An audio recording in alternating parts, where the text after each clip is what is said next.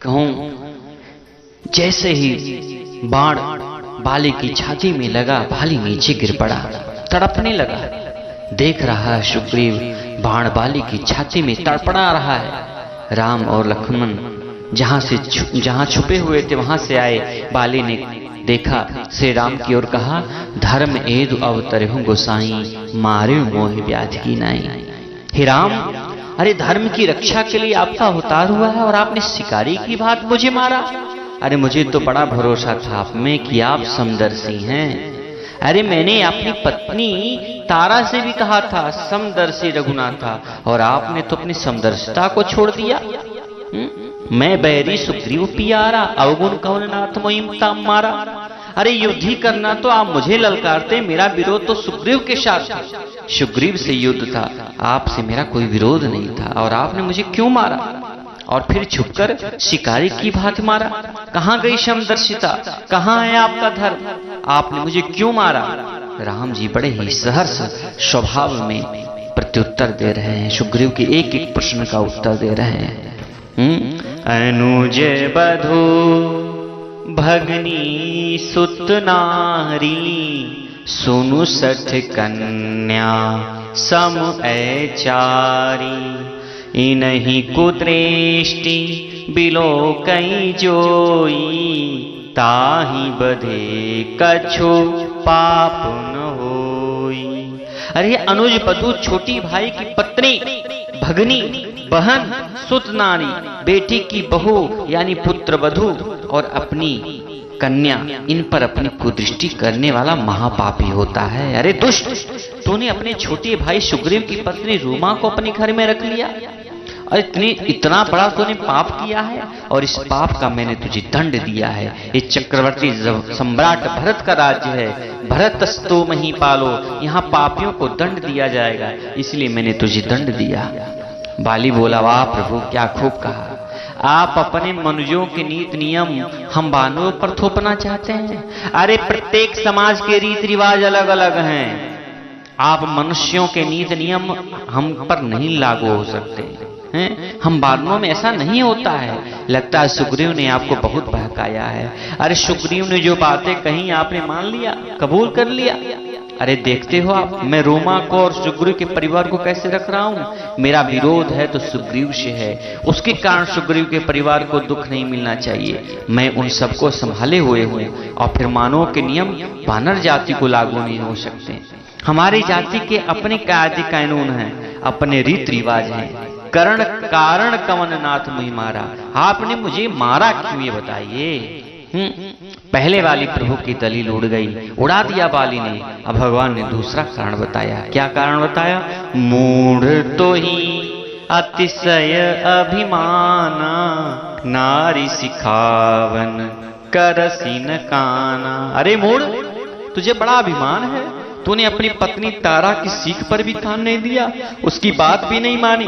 इसका मतलब क्या हुआ? अरे यह है कि मानना चाहिए, वरना भगवान डांटेंगे। नारी सिखावन कर सिखाना, और हकीकत में व्यवहार में देखा जाए तो पत्नी की बात को सुनना चाहिए मेरे प्यारे, मानना चाहिए। क्योंकि व्यवहार में पुरुष का जो भेजा होता मस्तिष्क होता है, जहाँ काम नहीं करता वहाँ पत्नी की बुद्धि काम करती है, मानना चाहिए। हाँ, जहाँ पैसे कमाने की बात हो वहाँ अपना भेजा काम करता है तो ठीक है, लेकिन व्यवहार में तो सुनो अपनी पत्नी का।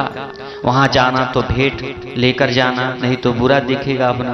अब तो कहेगा अरे क्या जरूरत है, पत्नी को याद है, वो कहेगी अरे अपने बेटे की शादी उन्होंने दिया था ना, तो भगवान ने कहा नारी सिखावन कर से नकाना। अरे तुझे बड़ा अभिमान है, अपनी पत्नी की बात नहीं मानता है तू। बाली ने कहा, प्रभु मेरी पत्नी ने मेरे शयन खंड में मुझसे क्या कहा, ये आपको कैसे पता चला? हमारे शयन खंड में हम दोनों के बीच क्या क्या बातचीत हुई, आपको कैसे पता चला? आपको कैसे पता चला मेरी पत्नी ने मुझसे क्या कहा? तब श्री राम ने कहा, अरे तेरी पत्नी ने तुझसे कहा था कि मत जाओ, ये शिवरी नहीं बोल रहा है, ये राम का बल बोल रहा है। फिर भी तू अभिमान में आया, अरे प्रभु आपने सब सुन लिया? बोले हाँ मैं सुन लिया। कैसे सुन लिया? तो कहा मैं भगवान हूँ, मैं ईश्वर हूँ। बिनु पद चले सुने बिनु काना, और कर बिनु कर्म करें विधि नाना। अरे बिना पग के चलने वाला, बिना कान के सुनने वाला, बिना हाथ के कर्म करने वाला मैं ईश्वर हूँ, इसलिए बिना कान के सुनते हूँ। संतों ने कहा अरे चींटी के पग नुपुर बाजे फिर भी साहेब सुनता है। चींटी के पाँव में नुपुर, कितनी छोटी सी चींटी, उसके पांव कितने दिखेंगे भी नहीं, इन आंखों से उन पांव में नुपुर है, लेकिन वो नुपुर भी जब बाजे वह भी साहब सुनता है मेरे प्यारे।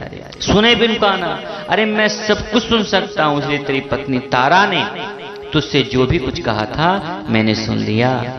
बाली बोला बहुत खूब, जब बिना काने के सुनते हो ईश्वर हो, यही तो मैं कह रहा हूं कि धर्म हेतु अवतरूं गोसाई। मैं जानता हूं कि आप ईश्वर हैं और आपने कबूल भी कर लिया कि आप ईश्वर हैं। आप बिना कान के सुनते हैं, लेकिन इसलिए तारा ने मुझसे क्या कहा आपने सुना, लेकिन अब मैं आपसे पूछता हूं कि तारा को मैंने क्या कहा आपने नहीं सुना?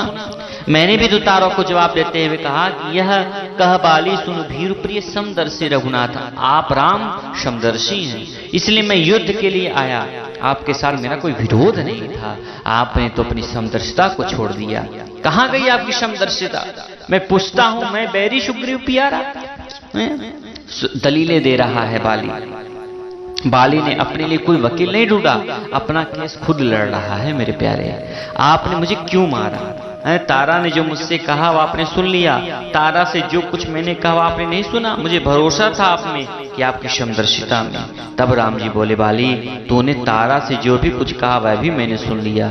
कह बाली सुनो भीर प्रिय समदर्शी रघुनाथ, अरे मुझसे कुछ भी नहीं छुपा रहता, शायद तुम कुछ भूल रहे हो। मैं समदर्शी हूँ, इतना ही तुमने नहीं कहा था, उससे आगे भी तुमने कुछ कहा था।